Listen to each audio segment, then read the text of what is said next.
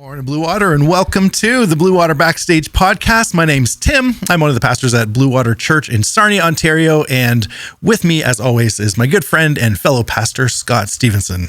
Hey, guys. Here we go again. Here we go again. Pastor Bob's on the ones and twos, and what a great day to be alive, and what a great day to be together with you guys. Hey, when this episode drops, I think you will not be in country anymore. I think that is correct. We will be overseas, very tired, and hitting the ground running.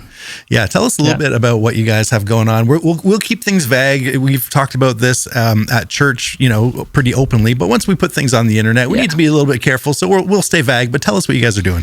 Yeah, in the middle of February, we are overseas in a country in the Middle East, and taking a team of 10 of us from Blue Water total, spread across the two campuses, and it is going to be a fantastic time working with some ministry partners in this country that I've had the chance to visit before, but in a different context. And we're going to get our toes dipped into a lot of different areas of ministry that they're actively pursuing, which will be awesome. Kind of a mix. We're going to be working with a Christian school that ministers to refugee population, primarily Syrian students who have never heard about Jesus until they're at this Christian school. So it's an awesome opportunity to teach them about who he is and God's love for them. And we're going to get a chance to deliver food. We're going to be in people's homes, kind of sharing testimonies, visiting the girls' orphanage that we were connected with and had a visit from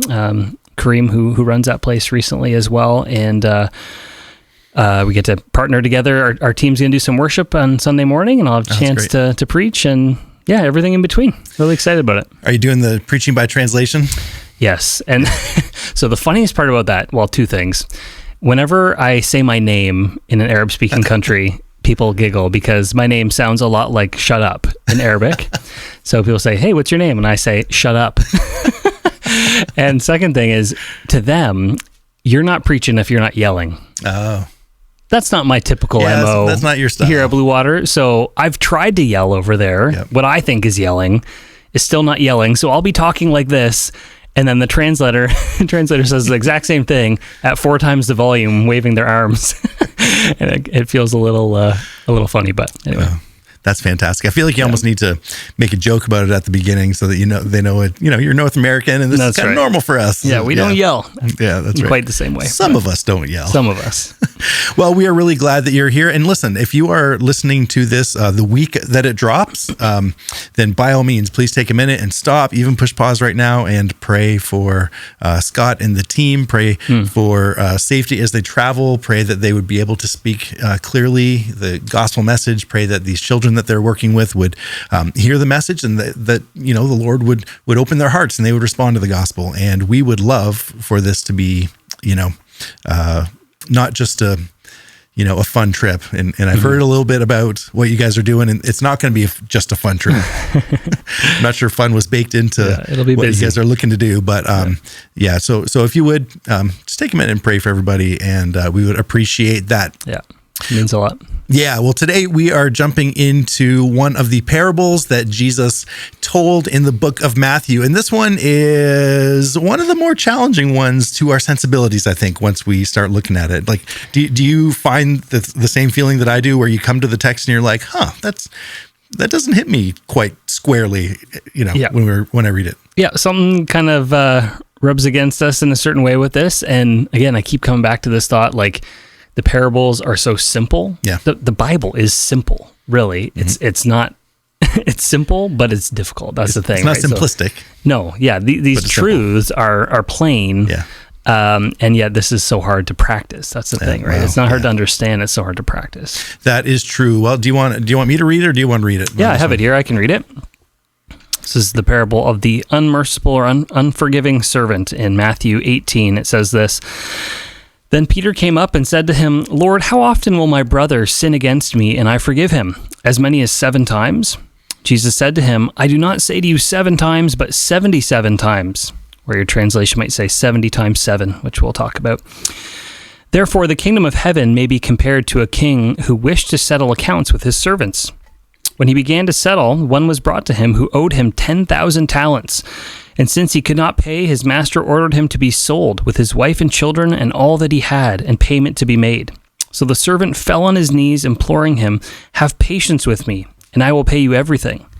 And out of pity for him, the master of that servant released him and forgave him the debt. But when that same servant went out, he found one of his fellow servants who owed him 100 denarii, and seized him and began to choke him, saying, 'Pay what you owe.' So his fellow servant fell down and pleaded with him, 'Have patience with me, and I will pay you.' He refused and went and put him in prison until he should pay the debt. When his fellow servants saw what had taken place, they were greatly distressed, and they went and reported to their master all that had taken place. Then his master summoned him and said to him, 'You wicked servant, I forgave you all that debt because you pleaded with me. And should not you have had mercy on your fellow servant, as I had mercy on you?' And in anger his master delivered him to the jailers until he should pay all his debt. So also my heavenly Father will do to every one of you if you do not forgive your brother from your heart." What a powerful story. And we need to remember that the story of the unmerciful servant comes on the heels of, or comes in response to, Peter asking this crazy question.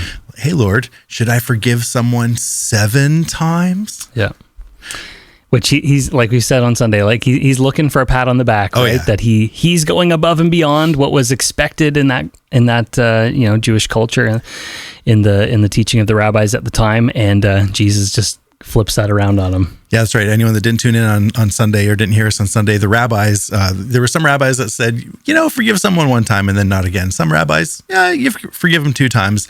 The general consensus was 3 times forgiving. And here we go with Peter, like, look at me, 7 times. Should I forgive someone 7 times? And Jesus tells this story in response to it. And I mean, I get what Peter is saying. Even the 3-strike policy, really appeals to our logic side, right? Like the idea of the same person wronging you 3 times. It's like that old, fool me once, shame on you, and fool me twice, shame on me kind of mentality. Like, okay, at a certain point, I'm the fool for allowing you to keep wronging me, right, and maintain this relationship. But Jesus isn't looking to appeal to our logic. He's looking to be absolutely countercultural with a love that is different, right? Do you think 3 strikes appeals to us because we know about baseball, or do you think baseball picked that up from generally how we feel? I don't know. Yeah, I don't know. That's hard to say. So, but forgiveness is hard. Like, no matter how you cut it, forgiving someone more than once. I mean, forgiving someone once, depending on what the sin against you is, can be hard. Forgiving someone 3 times is really hard, but this is a hard thing that Jesus says. Mm-hmm. And this, I think this is later in our notes, so we'll have to skip this later. But is the issue 70 times 7, or is the issue 77? Like what is it? 490 times that I'm forgiving someone, or is it 77 times? Yeah, I mean, that's to me, I love this stuff. This is like a translation question, right? Yeah. Which is it? And you're, I can't remember what it says in which version. Your translation will say it one way or the other. Some say one, some say the other. And it's not really about, we'll get into the weeds on that, but it's not really about if it's, 77 or 490. The point is, right? Stop counting. Stop counting. Yeah, that's the point. So.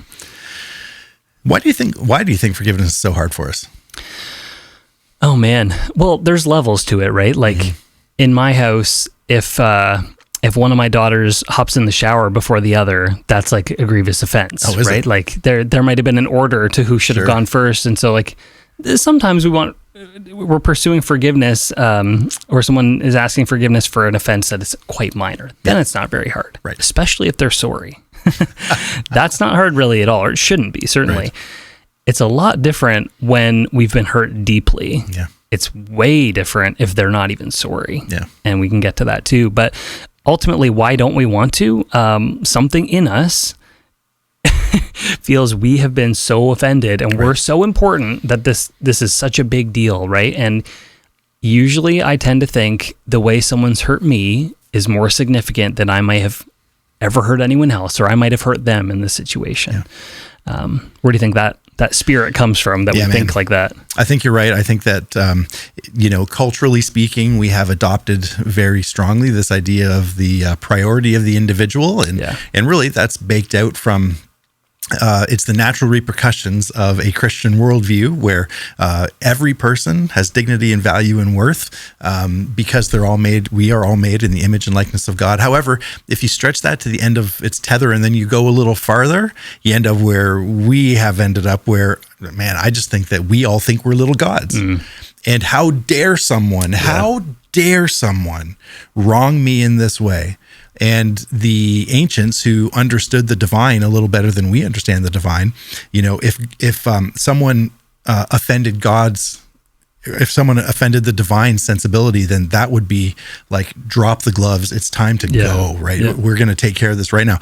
Well, we've transferred that same impulse to ourselves. Yeah, it's true. So if someone wrongs us, man, that's it. Like the jersey's coming over the head and we're going to start swinging no matter what that I love that analogy. And even in the simple and the silly stuff, right? Like when someone cuts me off in traffic, I am appalled. Oh yeah. I'm appalled. Yeah. If I accidentally do it, I'm like, oh, whoops, that was a bad move. And the little wave will make up for it. Yeah. Like, sorry. You feel it very different when it happens to you, right? And it's a small symptom of exactly what you're talking about. Yeah. How about this though? That is, I think that's true. I think everything we've said is true. There is another aspect to it though, where, there is this sense where if we forgive someone, really the question is, the question that can like rise up within us is, did that make that wrong meaningless? Yeah. So in my forgiving, have I just excused this great evil? Yeah. Did I is this belittling what they did? Yeah. Because sometimes what we're doing when we withhold forgiveness for a time is really just wanting them to suffer an appropriate amount. Well, yeah. Or what we deem to be an appropriate amount. Yep. It's kind of like, I read this week. It's kind of like holding them in relational purgatory for it. Like, well, once you have gone through what I've gone through and the scales equal out, then I'll forgive. And if we think we let them off the hook before they've squirmed a bit, it's, this isn't fair. The sense of justice is being perverted in some way. Yeah. And it's just, there's no direction in the text about our sense of justice being appeased. That's right. Which is hard to grapple with, I guess. Yeah, and we've talked about this before. We've talked about how this same impulse has spilled over into even the justice system, where, our justice system is not about being punitive anymore. It's all about rehabilitation. And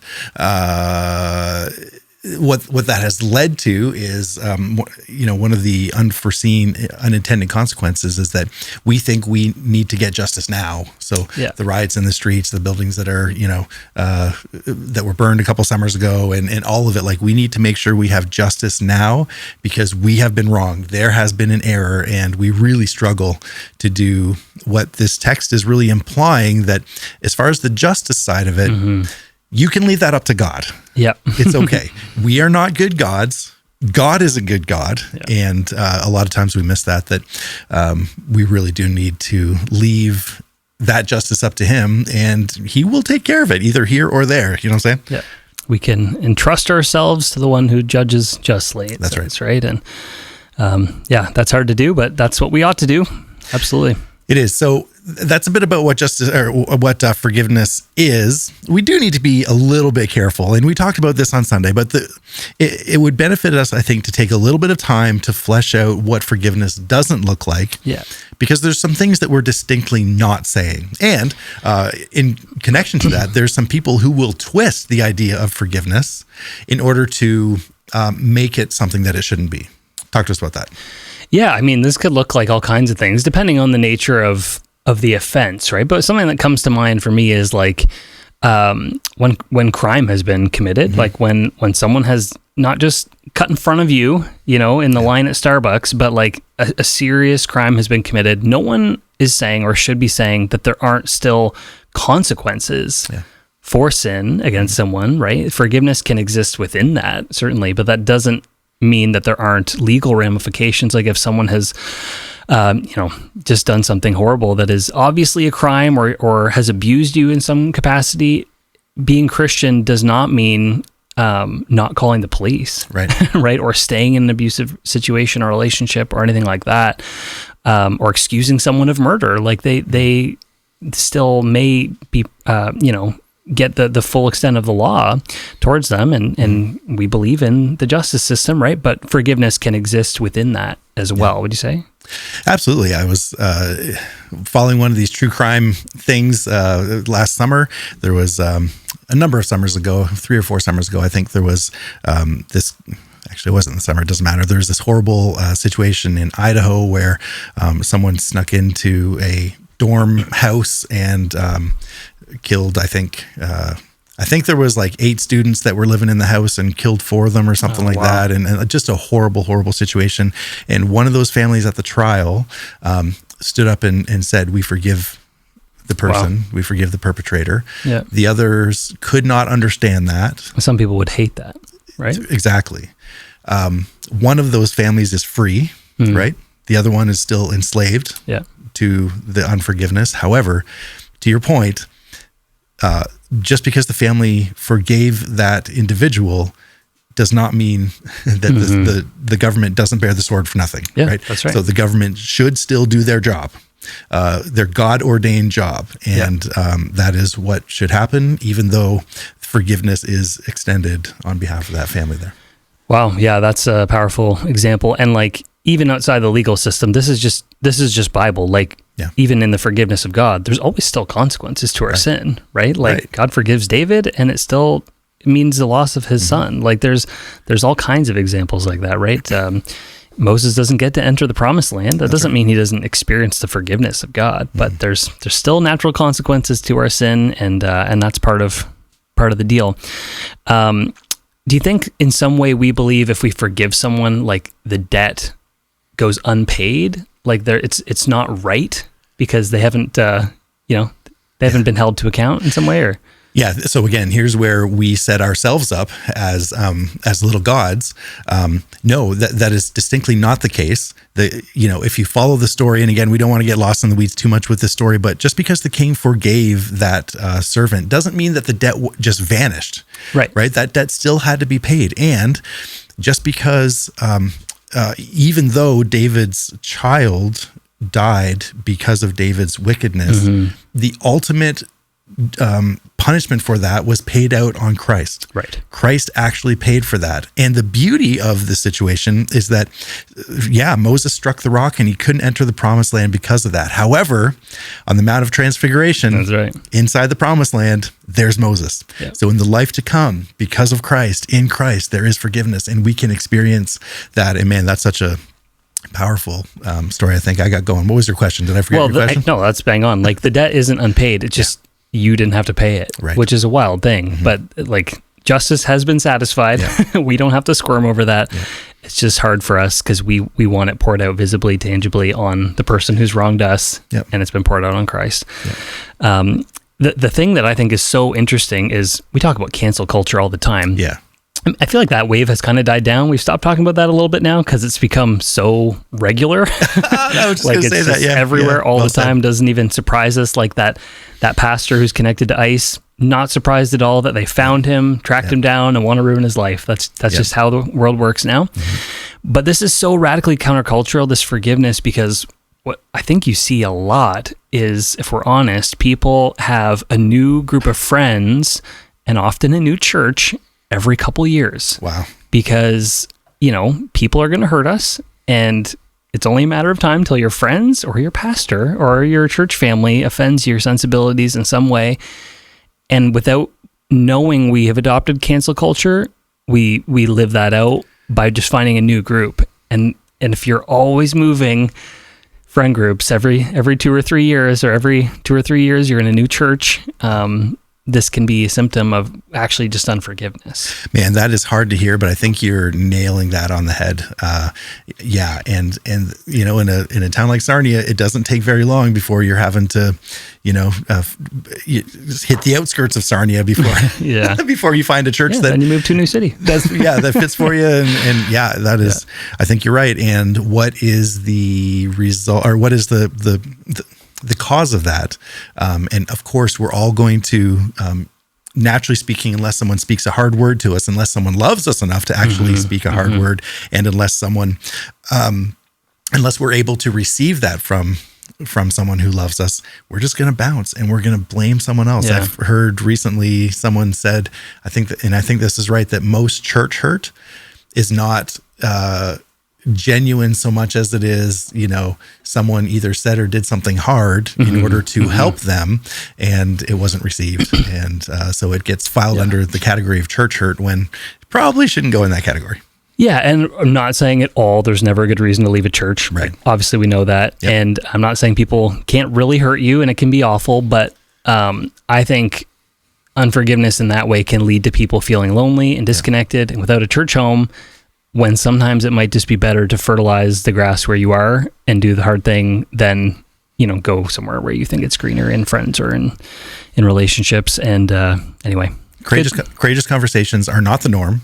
We need to learn how to have courageous conversations, and it is really important to do that hard work of forgiveness. Yeah. And I'm so glad this isn't something we have to wonder about. Jesus gave us really clear, specific instructions on how to handle our conflicts. Talk to us about that. So when you get hurt, by the way, let me just start with this.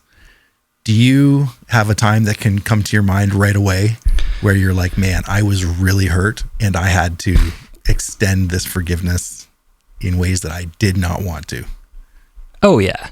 Yeah, there's definitely times, and some of them, felt legitimate at the time, and looking back, this is so silly, that wasn't as grievous an offense as I felt in the moment. And sometimes that clarity comes in the rearview mirror a little bit, and some of those things are present in my life now. That's like, yeah, these are real relational hurts and painful situations, and this is really difficult to put into practice. And yet Jesus has given us exact instructions on earlier in the chapter, right, on how to go to someone and manage conflict and be honest. And as I've grown and I've had to learn some of these things the hard way, the ability to have hard conversations, as unfun as that is so important to keep your relationships because relationships with people are going to hurt you. Yep. And again, like if you want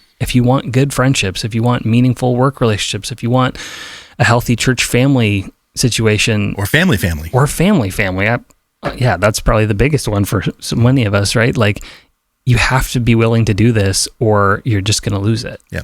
Yeah. When we were, before we came down here to do this, I was thinking about the situation that popped to my mind, and, living in the same town for a long time, not a big town. I'm going to keep this as broad as possible, but the situation where like, I don't know how else to say it, but it was the second of the thing that you just mentioned where sometimes you look in the rearview mirror and it's not that big of a deal. Sometimes it's a real big deal. Yeah. And I mean, we're like a decade down the road or something like that, even more now, maybe, I'm not sure. But I still look back with like curiosity of like, what was that about? And like a long-term friend who like, what is going on? And I have no idea. What happened. All I can do is work through what you're going to talk about in a second and extend that forgiveness. And that's not easy. So I am a testimony of the fact that even though it's not easy, it is the only way that we can, proceed. Yeah. And sometimes it is remarkable when you look back and you can see how the Lord has healed your heart from those things that, there are some things that I struggle with in this, and there's some things that I'm like, I don't understand how I'm not mad about this thing, because that was so grievous, and somehow just the work of the Lord has kind of washed that from my heart. Doesn't mean that I don't literally remember that it happened. I don't have amnesia over it. It's just for some, the healing of God in a way that makes no sense, things that should fire us up and be angry. The sting of it is gone, right? Yeah, the sting of it is gone, and not any credit to me. By the way, when we as the guys who get to stand on the stage are speaking about this, I hope everyone knows this is not a like, you need to do this. Oh man, this is a we. And your pastors get hurt and offended and struggle to forgive and need to practice this too. And we're all trying to figure it out together. So I hope no one hears this as we have this all figured out and you need to work on it. This is something we will all wrestle with this side of eternity to different degrees, but it is hard. Yeah, it is for sure. Do you got a passage you want to read for us as it pertains to like, hey, what do we do? What do we do? Yeah. I don't. Oh. Did you have one in mind? No, but you grabbed your Bible, so I thought that's where we were going. Open from before. Earlier in Matthew 18, there is this clear instruction in verse 15 and following exactly how you ought to handle when your brother sins against you so that you win them back, right? And there's a step-by-step, and I think we always think we've followed it, and we need to really be honest if we actually have given that a proper approach. And sometimes we can be willing to forgive, and it might not mean, would you agree, it might not mean the friendship is fully restored. Yeah. It may not mean you ever have relationship again, or that it's safe to have it the same way, or anything like that. You can only control you. Is that fair to say? It might not mean going back to how it was? Yeah, absolutely. There's no question about that. And we can affirm that, and we know that simply because it's not always dependent on you. Yeah. So you can do what you can insofar as it depends on you, live at peace with all men. But we can't force anybody to do anything. And there are times where you need to, so we said this on Sunday, but fundamentally forgiveness is releasing someone from the debt that they owe you. So they've wronged you, and because they've wronged you, they owe you a debt. Releasing them from that debt does not necessarily mean that everything goes back to the way it was. Yes. However, we do need to be careful, because sometimes we can say we have forgiven, but we're really harboring bitterness and harboring hardness in our heart. And really the only ones who really know is us and the Lord. Yeah. And we have to trust the Lord, right? We have to be honest with him. And and ourselves. Honest with him, honest with ourselves, honest with some people who know us and love us and will give us good advice. Yeah. I think it's interesting too how often we will avoid these types of hard conversations thinking we're keeping peace. And we've talked about this before, but there's a big difference between trying to keep the peace relationally and making peace. Right. And making peace is having the hard conversations and expressing your hurts and seeking forgiveness and restoration, these things.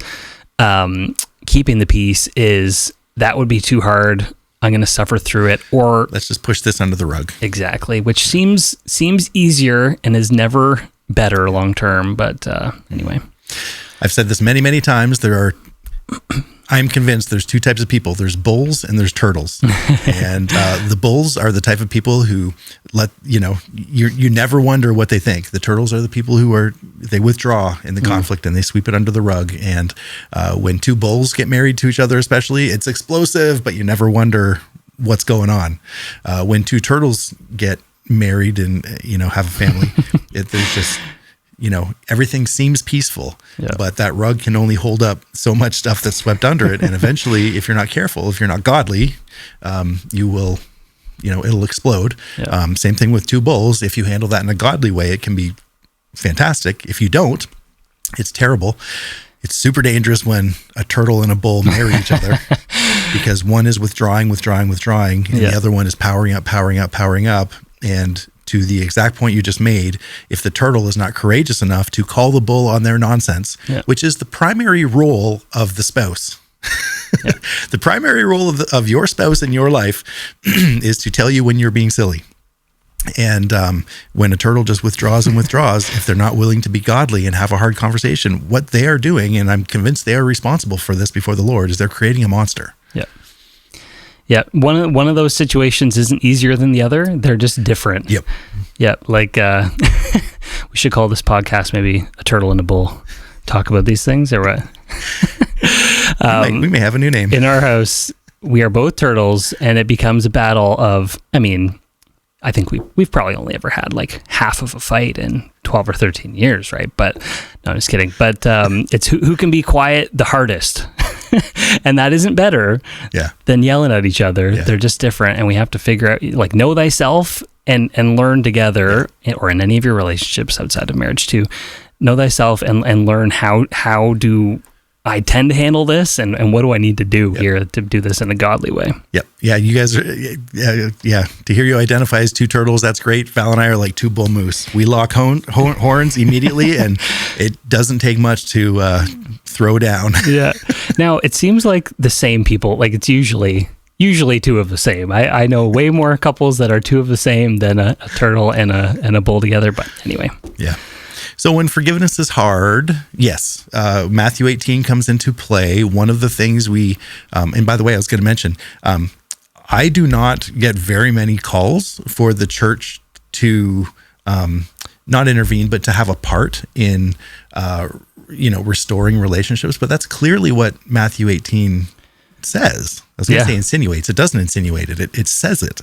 Yeah. No, it's not the first step. That's really important, right? Like, have I genuinely talked to this person alone? Have I genuinely tried to bring other people along? Mm-hmm. But then, the church is there in a sense to support and to be involved in discipline as needed, right? Yep. And I actually find it so encouraging. Again, those times are so rare. Yeah. But when someone does share, like, hey, I have been pursuing this as best as I can according to Matthew 18, and can I be advised? Can the church step in as needed? And that just shows to me, like, man, you're really trying to do this the right way. Yeah. But thankfully it's rare around here, but that is what the Bible says to do. It is a fair next step. Yeah. And I think the other thing we need to do when it's hard is we got to trust the Lord, like trust the process. Yes. Trust the Lord and what he's doing in the process. This does not mean that it's going to be easy. This doesn't mean that it's going to be smooth. It certainly doesn't mean it's going to be fun, but the Lord's up to something in this. Absolutely. Something that I have found really helpful in this, that I don't know where the quote came from originally. I'm going to attribute it right now to Cheryl Bourgeois. But she said that we must understand you are first sinner and only second sinned against. Yeah, and I think that is so helpful whenever you're up in arms about how someone has offended you and trying to do this, even in Matthew 18, like, this is the parable, right? This is exactly the heart of the parable summarized in a sentence. And again, it's so simple. And yet in the moment when you're hurt, it's so easy to forget it. And it helps you even in that process as you try to reconcile with someone who's hurt you, knowing like, hey, I do this to other people too. I probably in this situation have some part to play in it as well. Maybe not 50-50, but And neither does that matter. No. Because the forgiveness that those of us who are Christians have received in Christ was not 50-50 either. That's right. And the point of the parable is that we are forgiven far, far, far, far, far more than we could ever need to forgive. Yeah. It doesn't matter how greatly we've been wronged. It really does not matter. We are always the ones who are the unmerciful servant. Right. None of us can slot ourselves into the role. Oh, I'm the second servant. I'm the second one who, I just owed the couple denarii, right? Yeah. That's not us. That's not the point. If we have been forgiven, we have to be a people of forgiveness because we've been forgiven so greatly. Yeah. Fundamentally, our faith should change our behavior, and forgiveness is one of those things. Yeah. Can we talk for just, you took a breath, go ahead. No. Well, it just reminded me of the fact that we made a video about this parable a number of years ago when Ben was an intern, if you remember, and you were the king in this scenario. Clean shaven Tim was the king, and maybe Bob can find this footage for us, but I remember it being pretty entertaining. Can we talk just as we start to wrap up here, let's talk a little bit about the process of forgiveness. Because forgiveness is a process. The way I like to talk about it, and forget if we talked about this on Sunday or not, but when you make a decision to forgive someone, it's a one-time decision that then you have to follow up on repeatedly. Yeah. Yeah. So you make a decision and you like, I'm going to forgive this person. I'm going to release them from the debt that they owe me. And that sounds great until 10 minutes later, when you feel that welling up inside you again, like, that hurt is there again. Yeah. And you got to re-up on that. And I forgave them. And then another 10 minutes later. And then tomorrow you're going to have to not re-forgive them, but re-up on that decision to forgive 100 times. Yeah. And it might be 90 times the day after that. Next week, it might be 20 times in a day. Next month, you might think about it every other day. Yeah. The point, though, is that expect when you forgive that it's not going to be like just some magic poof, it's gone, unless the Lord really changes your heart, and he does do that sometimes. Yep.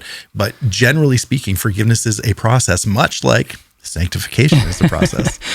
Yeah, absolutely. And that's just being wise, right? Like we set ourselves up for failure and disappointment when we imagine that God is going to just immediately, like we said, erase this from our literal memory, Right.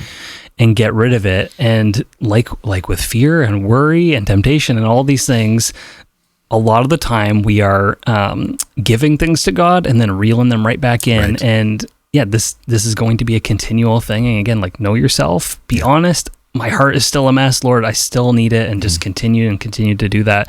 And again, like you shared on Sunday, the hope is, as time goes on and as we become more like Christ, degree by degree, in 3 years, maybe I am struck with that feeling once every 6 months, Right. or maybe never. But in the meantime, it might be preaching myself a sermon through the day. If I've really been hurt. Yeah. In my experience, personally, and from seeing others, is that that is not wasted. Pardon me. The hurt is not wasted, but the Lord, as you are in the process of releasing that person from the debt they owe you, the Lord will give you opportunities to speak into the lives of other people who think they have it as bad as you. Yeah. They don't, or maybe they don't, maybe they do, whatever.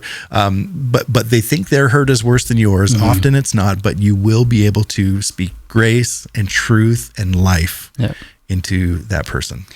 And that ties back to what we said last week. I know different context, physical suffering, but isn't it awesome that none of our hurts are ever wasted? Yeah. Like God says like all our tears are bottled up to him. Like he sees everything. And can use it to shape us, can redeem it for good, and we learn and grow through it. But it doesn't mean it doesn't hurt and that he doesn't care. Yeah, that is absolutely true. So often we just sort of sign off, but we really want to sort of give a call to action right now. If you are listening to this, if you're in the sound of our voices, we can say with a fair degree of certainty, a fair degree of confidence that there is someone in your life, and hopefully probably almost certainly the Holy Spirit is bringing that person to your mind right now that you need to forgive. And I don't know who that person is in your life. You do. And that's, I am trusting that the Spirit's bringing that to your mind right now. And here is our call to action for you. You need to do something about that. Don't bury that again. You've been burying it for a while. Release that person from the debt that they owe you. If you need some help in processing through that, this is part of the reason why you have pastors in your life. And we or someone else at the church would love to be able to help you process through that in a godly way. Be very careful about the advice that you receive from non-biblical sources. It isn't always that great. You're saying we shouldn't go to TikTok for counseling or ChatGPT? Yeah, probably not. But this is the call to action. Forgive. Make a note of it right now. Make a plan right now for how you're going to process through that, and give it to the Lord. And I promise you, it's not wasted, and he will absolutely, work out in your life forgiveness and the need to forgive is a tool. It's a tool that shapes us and makes us more like Christ, and you will see that will happen in your life. Yep, absolutely. Yeah. Well, thanks so much for spending some time with us. This has been a little bit of a heavy one, but glad that you're with us. Yep. We'll try to brighten things up when we talk about hell next episode. That'll be so much fun. And so thanks for listening. My name's Tim. I'm Scott. And you are loved.